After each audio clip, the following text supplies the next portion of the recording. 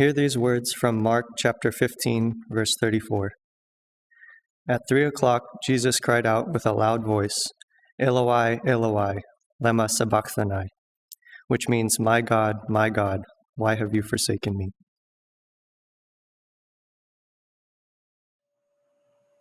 Hello, my name is Kirby Tanimura, and I have the opportunity to share with you today the fourth word of Jesus Christ. I heard this verse as a young Christian many years ago, and it brought to my mind the question of, was Jesus having a crisis? Did he feel indeed that because he was on the cross that God had forsaken him?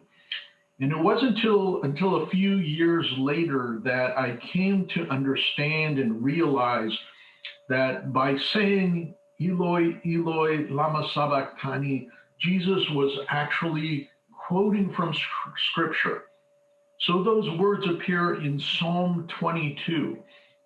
And when I read Psalm 22, all of a sudden the word came alive in me, and I understood what Jesus was saying, and that indeed his fourth words on the cross were a fulfillment of prophecy and a prophecy of things yet to come.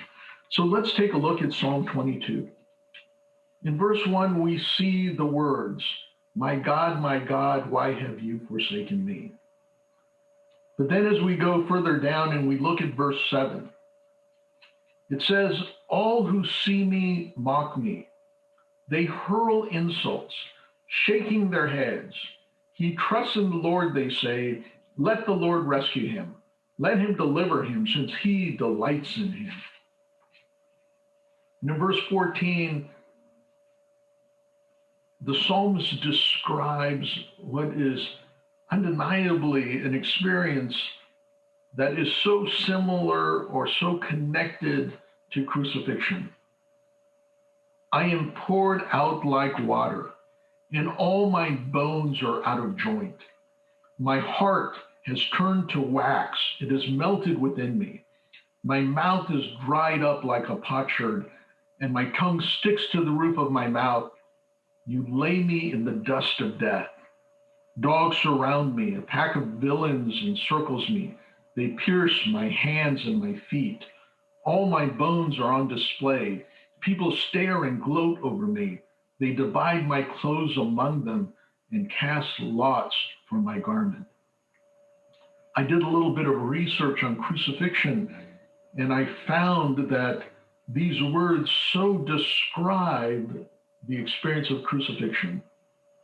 I am poured out like water, and all my bones are out of joint. There are some translations that say out of joint, also stretched. And you can imagine as Jesus is put on the cross, how his bones are stretched by that experience, hanging from his hands. His heart turned to wax and melted within me.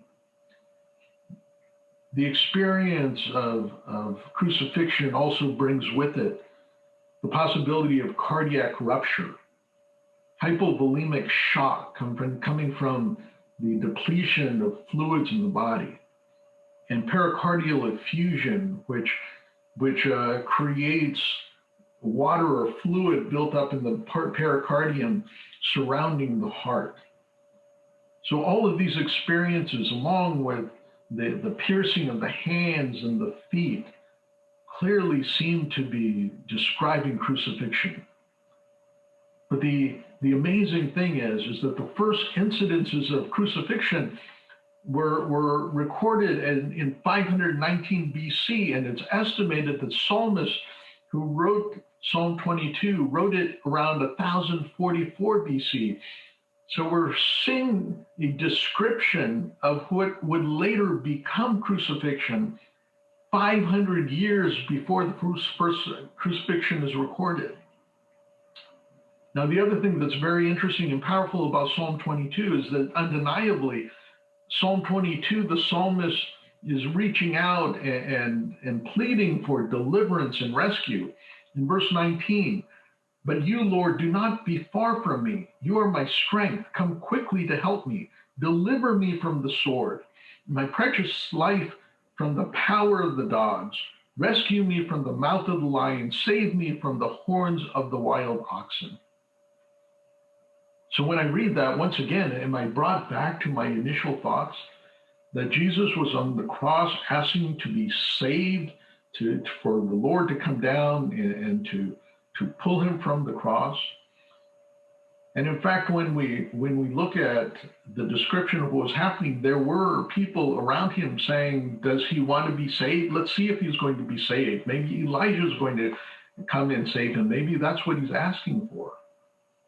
But when I look further into Psalm 22 and the experience that Jesus was having, I realized that the prophecy of deliverance and rescue was delivered, but it wasn't delivered at that moment. So when you think about it, Jesus was rescued. He was delivered because on Sunday, a few days later, he was resurrected. In verse 27, it says that all the ends of the earth will remember and turn to the Lord, and all the families of the nations will bow down before him. For dominion belongs to the Lord, and he rules over the nations. All the rich of the earth will feast and worship. All who go down to the dust will kneel before him, those who cannot keep themselves alive. Posterity will serve him. Future generations will be told about the Lord. They will proclaim his righteousness, declaring to a people yet unborn, he has done it. Of course, in Psalms 22, this is after the Lord saves the psalmist from his plight. But we also know that this is the fulfillment of prophecy, that Jesus was saved from death through resurrection. And from his resurrection came the spreading of the gospel. He has done it. And we think about Easter Sunday in our experience, when we will say to our brethren, he is risen. And they will respond, he is risen indeed. He has done it. And ultimately, we are the manifestation of the prophecy. We are the people yet unborn who will declare that he has done it. He has risen.